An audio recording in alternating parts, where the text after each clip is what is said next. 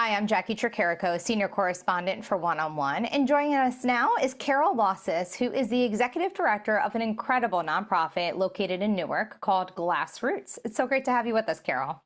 Thank you, Jackie. I'm so excited to be here. Well, first, just describe GlassRoots for us. And the organization was started 25 years ago? We are really excited to be celebrating our 25th anniversary this year. Started in 2001 with the dream of marrying teaching Newark youth glass art skills and business skills, along with life skills. And 25 years later, we're still here. We started with a little after school club at the Boys and Girls Club with 2 torches. And today we have large furnaces, a full-scale glass art studio, and serve 6,000 young people a year. Wow. And when we're talking about the people that you're serving, I know that it's a wide range of ages, 8 to all the way up to 80. But let's start with the younger population that you serve, those young kids, because we know that arts in general is just so good for our youth and just understanding themselves and the world around them. But talk specifically about glass making and how you've seen that putting that together and creating glass in the way that you're teaching them really impact the young people coming through your doors. Sure. There's something really wonderful about glass. Totally agree with you. Arts make such a difference in everyone's lives and young people, and can teach so many skills far beyond the art skills that they're learning. Here's the magic, as I like to call it, the magic of fire and glass. We hand fire to tweens and teens and young adults, and we say yes and create. This is not your normal circumstances. This is not your normal art class. This is something different, unusual, risky, exciting, thrilling, all of the above.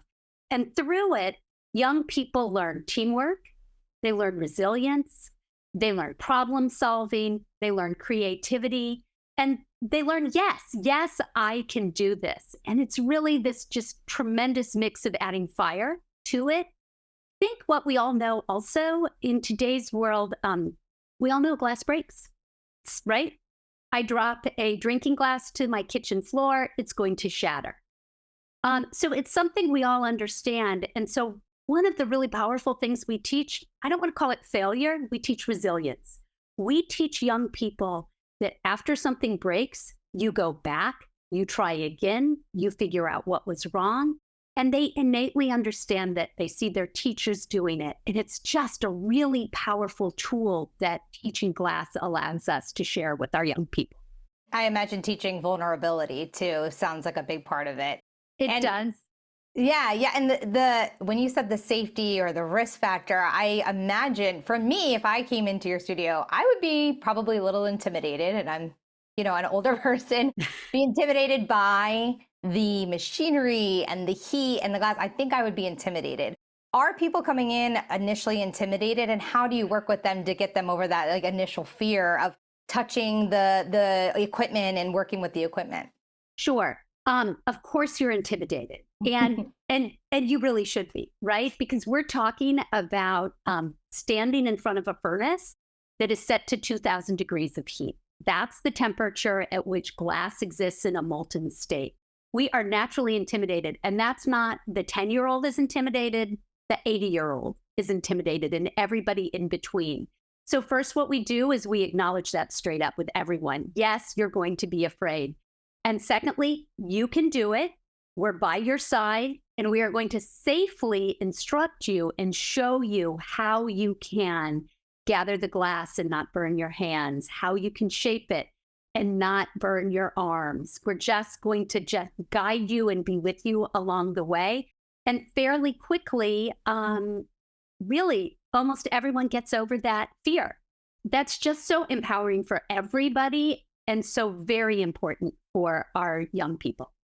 And they might come in and be a little nervous about the safety or getting hurt, but at the end of the day, what you're doing located in an urban community, you're creating a safe and supportive environment for these young people. How are you making sure that's something that they feel when they walk through the doors there? Sure. And that's something that our young people have said for years. If we, run our surveys, we talk with them afterwards, and they describe what was it about GlassRoots that really made it such an important place. And they say it was a safe place.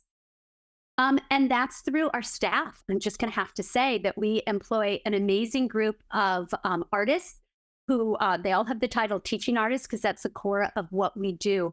And it's by being beside them, acknowledging that this is scary, acknowledging that this is difficult.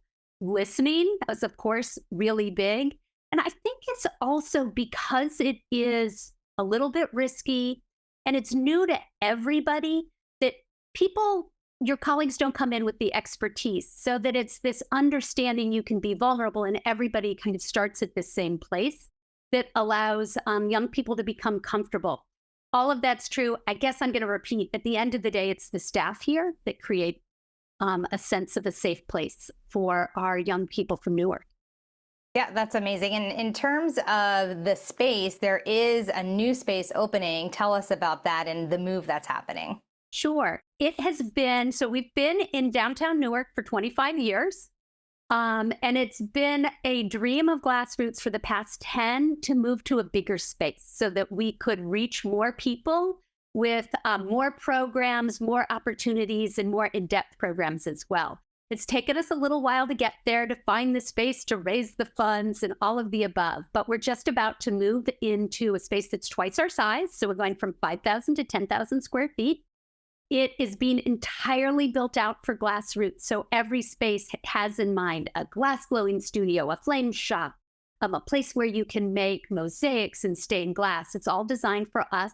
We're really excited. It's on one floor on ground level with these big windows. So as you walk by us, still in downtown Newark, you can just peer in the windows and watch glass being blown from the sidewalk. See the magic happening real time. That's incredible.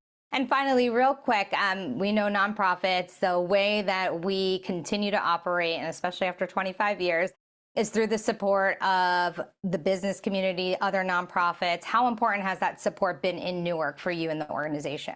Oh, vital. That is, we're a nonprofit. And while we have programs, we do earn money. We have classes. By the way, Jacqui, if glassblowing was on your bucket list, we have a class for you. I'm adding it. All right, please do. Come for date night if you'd like as well. Perfect. Bring anybody along with you. So we do have a lot of programs where we earn money, but more than half of our income comes from fundraising, and we are really dependent on our state's arts organization. We're dependent on the city of Newark and the generosity through city funds, and through really our corporations in Newark that make such a vital difference to the lives of nonprofits. We are really excited that Horizon has been a supporter for a long time and has helped us build a new program that's just 2 years old called PRISM, which is a program for LGBTQ teens and young adults, and that's new to our offerings.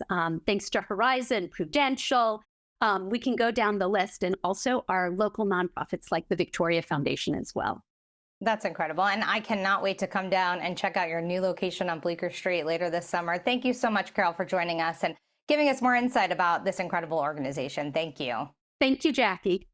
For Steve Adubato and myself, thanks for watching. We'll see you next time.